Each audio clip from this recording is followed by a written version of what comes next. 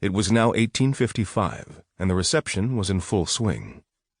He changed the configuration on the iPad so he could fill the screen with the single image from the ballroom camera. The resolution was excellent, and he watched her dancing with her new husband. Jamie Gibbs was 32, 5 years younger than Erin. He had a reputation for being something of a player, but Bobby wasn't impressed. How hard is it to be seen with a beautiful woman on your arm when your mother owns one of the top modeling agencies on the planet? Erin Easton, on the other hand, was completely out of Jamie's league. "Dude," Bobby said to the smiling image of Gibbs moving around the iPad screen, "you're the heir to a gold mine. Do you think she married you because you're so great in the sack?" When the dance was over, Jamie and Erin took the stage and made their surprise announcement. Erin was going to change, and then she was coming back to put on a show. Bobby had watched the dress rehearsal on his iPad last night.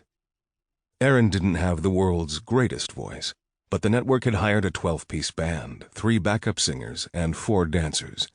Besides, she was beautiful to watch. All in all, it was a pretty good show. Too bad nobody would ever get to see it. The crowd applauded, and Jamie stood there looking like he'd died and gone to heaven as Erin walked off the stage to a standing ovation. "Go time," Bobby said, tossing the iPad onto the passenger seat. He reached inside his shirt and pulled out the .357 Magnum bullet that was hanging on a chain around his neck. The powder had been replaced by 1 cubic inch of his father's ashes. He rubbed his finger gently over the words the old man had had etched into the steel casing. "Succeed or die trying. Semper Fi." Yeah, he thought, as he started the truck and tucked the bullet back inside his shirt. That was the plan. 2. Standing in front of the door to Erin Easton's dressing room, Lenny Ringle felt like one of those guards with the red jackets and the big black furry hats crammed into the sentry box outside Buckingham Palace. Nothing to do, no one to talk to. It was the ass end of the security detail for the wedding, and Ringle had asked McMaster flat out why he had to protect an empty room for 5 hours, while the other 4 guards were working the ballroom, listening to the music, ogling the women, and sneaking off to the kitchen to stuff their faces. "The room's not empty," McMaster informed him. "It's got Erin's wardrobe, her jewelry, and her personal belongings, which, trust me, people would be happy to steal. It has to be secured at all times." "So why can't we whack it up between us?" Ringle said. 5 guys, we could each take an hour instead of me parked out here like—" "Ringle," McMaster said, "the place is crawling with important people, and you don't have what I'd call important people skills. If you don't want the job, just say so and I'll book another rent-a-cop." Of course Ringle wanted the job, and not just for the money. When he first told his girlfriend he was working security at the wedding of the century, she went batshit. She was so happy. "Lenny," she said, "you gotta mingle like crazy and come back with as much juicy gossip as you can."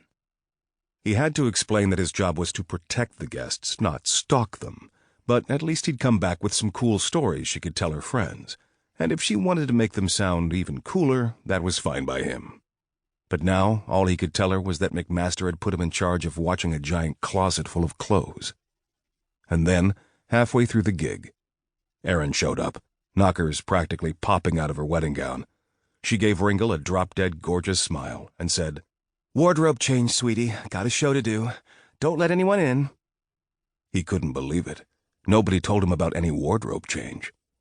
"Don't worry, Miss Easton," he said. "Nobody gets past me. Just one thing. My girlfriend Darcy is a big fan. She'd kill me if I didn't tell you. I'm Lenny, by the way."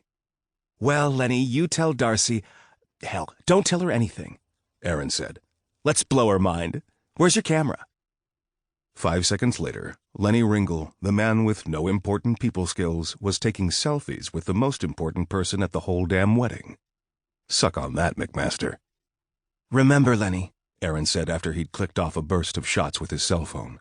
"Don't let anyone in, especially that pain-in-the-ass Brockway, the guy with the camera crew. A girl needs her privacy."